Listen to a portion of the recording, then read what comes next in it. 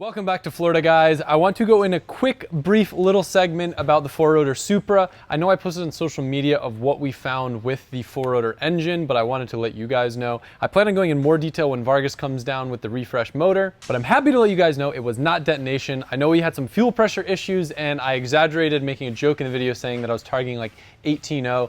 Not true. The beauty of modern ECUs, if you have a fuel pressure drop, they compensate to still reach the same target AFR, so we never leaned out the motor, and there's no detonation or damage to the rotors. However, what we did find was a spun bearing in one of the rotors that resulted in it kicking a seal and losing compression. Reason this happened, if you remember, the 4-rotor engine was originally built for my street FD, so it was built with tighter tolerances, and using it on the track, I was seeing 9,000, 10,000 RPM for such long periods of time that everything expanded inside the motor, tolerances got too tight, and that's eventually what caused damage to the bearing and got us in this position. So Vargas is rebuilding it. It now will have race clearances and will be built much looser, which will be better for what we're using it for. I always thought it was weird that when I would go to start the engine when it was hot, it just felt like it was being held back. Like you could hear it would turn over slower.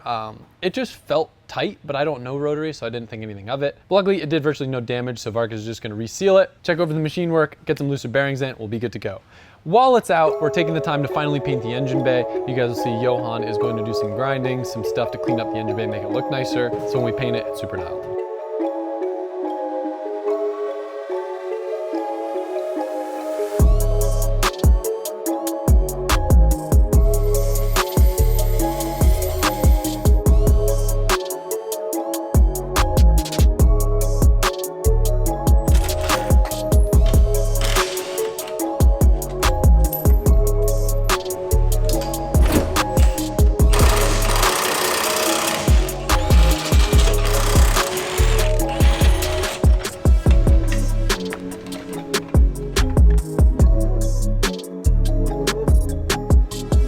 Engine's out. I don't know. I came back to work and engine's out. I don't know why. Subframe's out. I did that.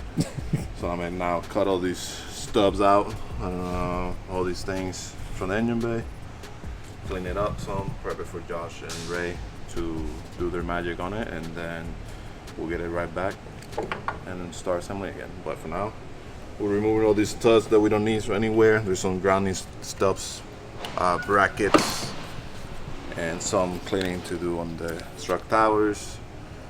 She's getting some paint. I'm getting paint, yep.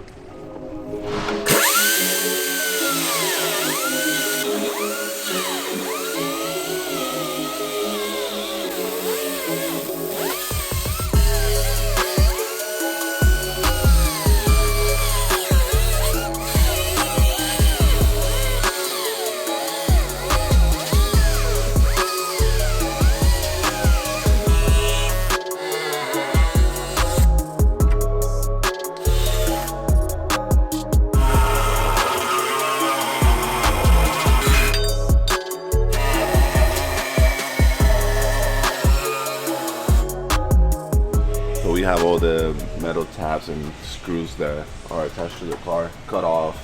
The next step was to take some of the brackets that were in the car. Like there was one here that held the ABS sensors. There's another one here that was for the brake line, and then one on top here for the factory ABS module or ABS box. So all of them are held by these bolts that are used by BMW to fasten tabs and or different type of metals together. And so you pretty much take all the glue off of them, and then you could back them out enough to unscrew them and then use a vice grip. I don't have the socket for that specific. It's like a special like turbine looking. Right. So I'm sure they sell a socket for it. Yeah. But this is pretty much how the front end of these cars are held together.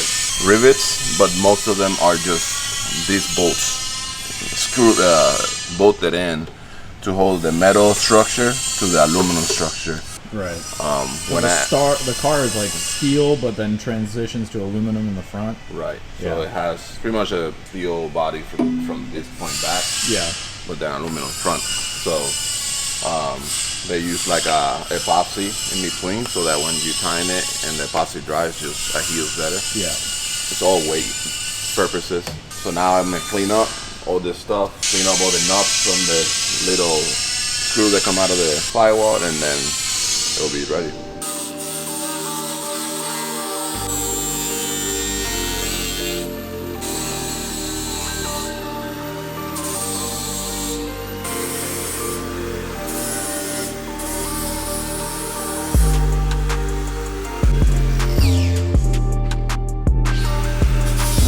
We were on the fence about it at first, but there was these like annoying little brackets here, and I'm so glad we cleaned them up. Yon did a killer job, and like this now is matching on both sides. There's no weird brackets or tabs sticking out. Weight saving wise, we're not really talking about anything, but aesthetically, knowing that this car is going to be at SEMA, it's going to look so much better, clean, simple, especially when it's a 4-rotor engine's back in there. Yo, guess what? Back in the FD. If you don't remember, every $5 you spend on LZMFG or DriftHQ.com gets you in for a chance to win this car and $15,000 cash. And we've got new merch available now.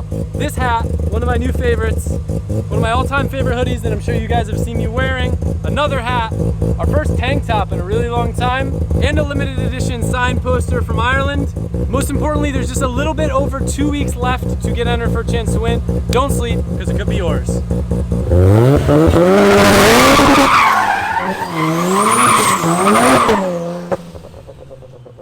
There's a bunch of random shit in today's video, so I apologize. First up, if you remember, I got these baller LMGT1s in a trade. I didn't like how the 18s looked on my R32. Luckily, I have an R33 now. However, when changing the tires, I realized that there's some holes in the sealant, so I gotta take them apart, reseal them, and then later in this video, you guys will see a bunch of other stuff that I've done to my R33 to make it have a pretty significantly different look. But I don't want to show you guys until I get the right wheels on.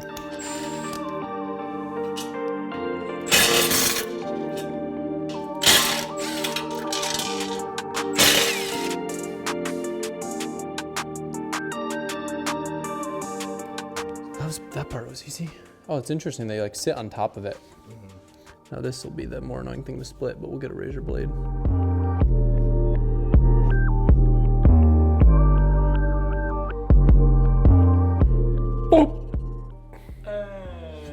There's a bunch of silicone.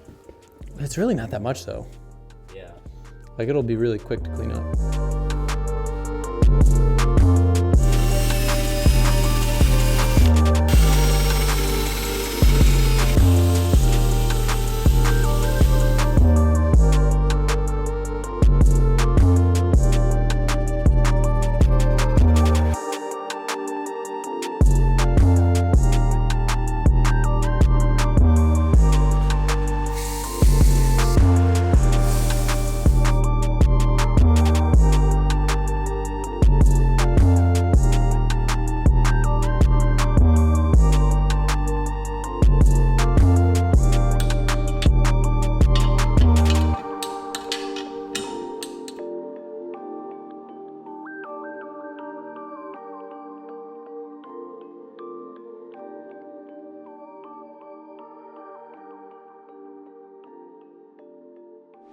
Well, I have some random footage from Connecticut that wasn't enough to make a full video, and I figured I would throw it in this video. So we're gonna cut to that footage, and then we'll go back to this today footage.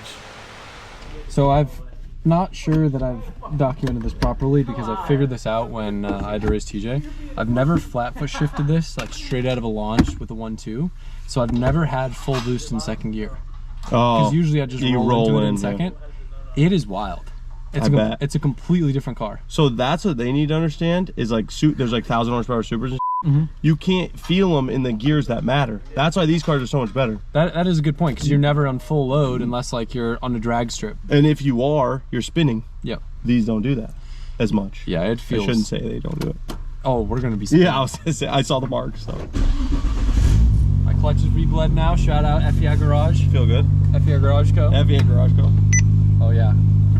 I adjusted my clutch switch too because it was a little bit too tight. And that affects your flat. What is it called? Is it the flat foot shifting? Yeah. So I had it so like if I was resting my foot on the pedal, it would like engage, and it would make me f up my shift timing. So I'm probably gonna miss the 2-3. I'm just putting that out there. It's hard. Yeah. These are really close, and it's like a CD009. Like they get wider as you go further. You know what I mean? Yep. Ready? I'm ready. Same place. Oh my God. lower, but It was fine though. You feel like just spinning all over the important place? is the 1-2. it's sick, right? So good. That's beyond good. It feels wild. I missed 3, but I still got it You back still in. got it? It was like a little like, Yeah, I think it's just at that high RPM. If I short shift, it's easier. It just wants to get stuck in between the gates. yeah, something like, yeah. That's so fun, Yeah.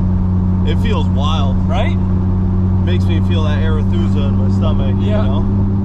It's Yeah, crazy it's- because like for a 2.6, the response is really good.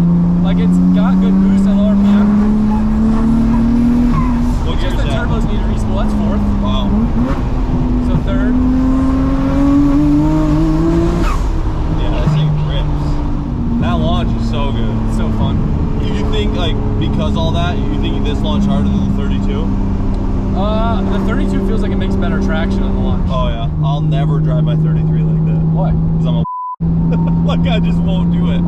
There's so much like money and parts. I'll drive it, but I won't launch 1, 2. I paid a lot of money for a brand new 6-speed. Yeah, I So feel I'm that. a little like I wish I had a new one. shook. You gotta extract the maximum fun out of every drive. This thing's good. It's rowdy. It's aggressive.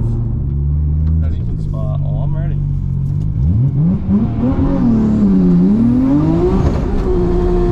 We got the 2-3. The 4. The 3-4 is tough. So I got the 2.3, but now I'm missing the 3.4. That one's poor tough. car. Dude, I do 2.5. Or no, I do 3.6. I'm doing 2.6, but I'm doing 3.6, but I got the 2.3 down now. Yeah. I'll give it another go. Maybe Give I it a can go. get it figured out. It's funny, like the timing's so tight that it almost feels like you're clutch kicking each gear, right? Yeah. That's exactly what it feels like. So are you slipping the out of the clutch? Because I feel like we're out of it pretty quickly. Like I always slip it too long or let it out too fast because I don't On the have launch? much. Yeah. Yeah, but a little bit. I need like a beater GTR to practice in that I Yeah. don't care about braking. I feel that. I am ready now.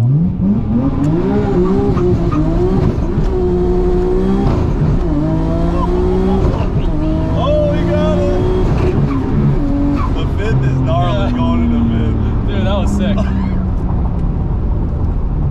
That feels so good. This guy's like all the way over to turn. This thing's so fun. So good. It makes such cool noises. That's the craziest part. It's such a spectacle. I See it think- doing stuff. this poor trans, dude. How does the clutch feel now? It feels a little better. A little better. It feels like I could definitely run a 10-second on the street. Oh, yeah. Sorry for swearing so much. That's okay. Mike will bleep it. You know, like, it's annoying to me that it's so difficult to drive and, like, hit every gear. Yeah. But it's so rewarding when it works When you well do it, that I yeah. almost enjoy driving it because it's like a challenge. Right. Like, I want to get the perfect shifts and everything, you know? Yeah. That last one was good. Yeah. I mean, no one's ever going to get into fifth, like in a race. What do you mean? I mean, that's fast, dude. Oh, true. Yeah, it's kind You of weren't short shifting? That was 8,000? about that. Yeah, we were moving. Yeah. I'm like, now that I could do the math in my head. Yeah. We were cruising. That's kind of crazy. Yeah. Just for everyone wondering, I did a gearing calculator with similar sized tires. This gearing, 6 gear topped out is 201 miles an hour. No way. Bullshit. Yeah, I went on Tremix site, did Really? the gearing calculator. 6 gear, 8,200 RPM, 201 miles an hour. That's wild. Yeah, this poor gearbox, dude. This thing's sick. All right, we got some trail exploration going on with Mr. Effia over here. Oh yeah. You ready? I was born ready. Big e-bike guy, huh? Next thing you know, you're gonna be building Teslas. All right, I'll be jacked before you know it. we're gonna go on somewhat of a chill ride because I forgot my work boots, so I'll lead you on this unknown trail we got going here. Go for some rips. Woo! Oh man, having these things for going uphill is sick. It is interesting though, there's a lot more rocks up in Connecticut versus in Florida. We're usually dealing with like sandy stuff. Oh yeah, this is cool. Elevation's sick. Ow! I'm down already. What's that? I hit a rock. You honked the horn. That wasn't me, that was myself crashing. Maybe I got a little too overconfident in the beginning. I'm gonna slow down the pace a little bit because I've already crashed once. This is cool though. I like riding on stuff that I don't know because it's like You always got to be on your tiptoes because you never know what's coming up, like rocks and stuff.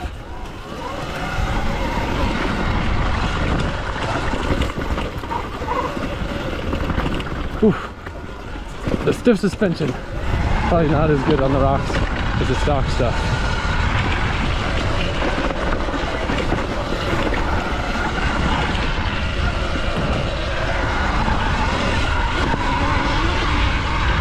I like this.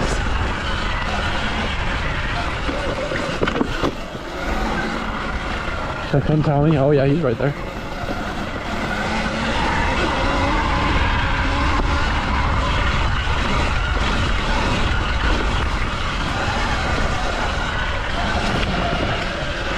Hell yeah.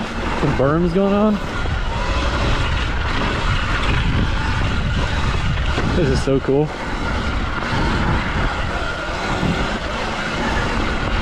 Downhill is going to be insane.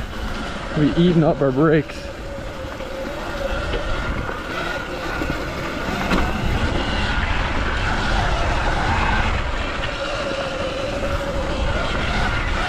Woo! That's fun. What do you think? That's pretty cool. How do we know no one's going to be coming down? You'll hear them. No one's out here. How are we like halfway? Does it keep going for a while? Yeah. Sick. You're probably halfway. It'll open up to a field. And Then we you just might turn get around? Lost. No, then you keep going. Oh. It closes back on. Then you turn around. How's my pace, okay?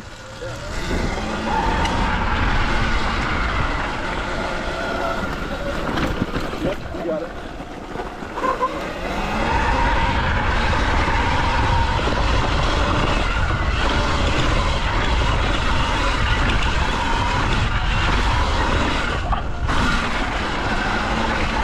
That's cool.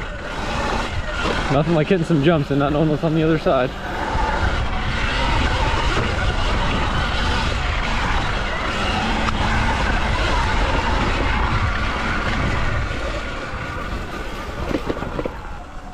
That way? All right.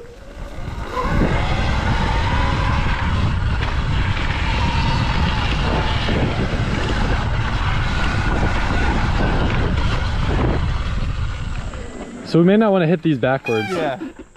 They're better coming down, but This is sick. yeah.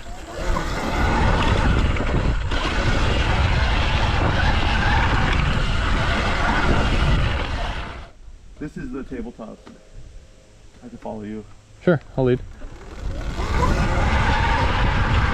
Got a little jump line. All the berms. So cool.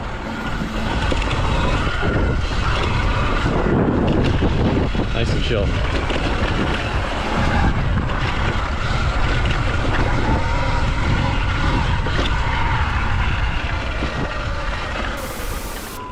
Before we get the wheels on the car, I've got one thing that's been driving me nuts on this thing. Two things actually. One, this license plate bracket. We don't need front license plates in Florida, so this thing's gonna go, and then it won't look so crusty. Number two, take a look at this lip. It's been hammered, it's been painted black, it's trashed. So I'm gonna swap the front lip for something new, super spicy, insane, carbon, 400,000 R, Nismo, old logo, parts hoarding, front lip.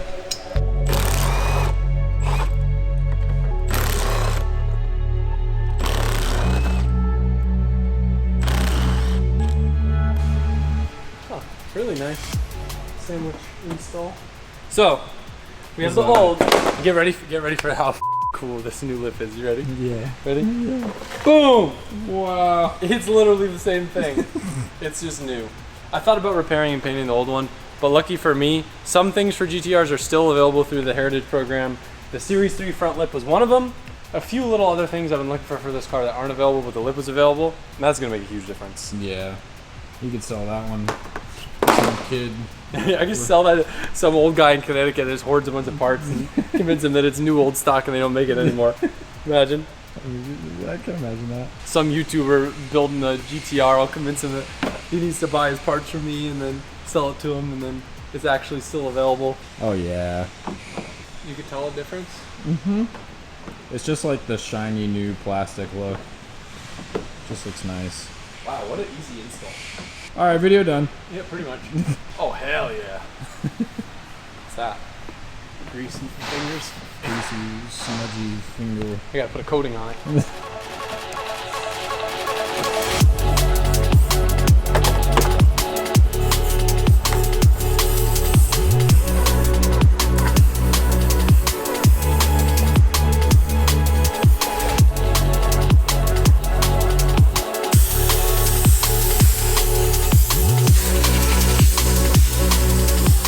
Might be a little overkill, but I don't feel like putting these ducts back on the car because they look so old and stinky. So I'm gonna use some Griot's trim and detail coating, sprayed on. It should make these things look like new.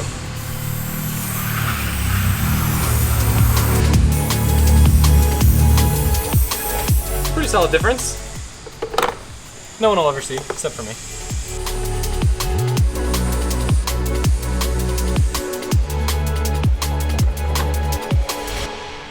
Dude, all jokes aside, it says N1 on this, so I think this lip might be worth a lot of money.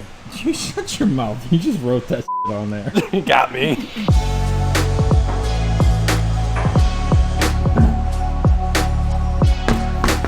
Fun fact about LMs, you don't need to read the barrel because it says the like size on the face. So if you're ever looking for wheel specs, just look in the front. Yeah, so it's actually identical wheel spec from the LM GT1s to this, which lets me know that they're gonna be sunk. So if I can get away with like a 5mm spacer, I might be able to actually, because the back pad on this is quite a bit more. So I'm just gonna put a spacer right off rip because I know that plus 20 is a little sunk on these things. Really, they want like a plus 15-ish.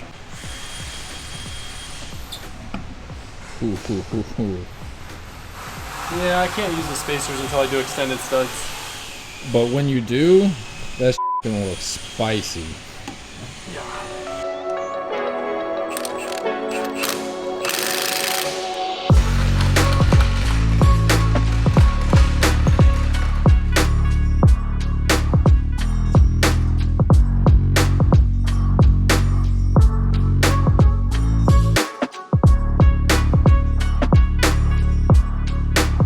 Now that it's on the ground, I can share with you a couple other big things that happened with this car off camera.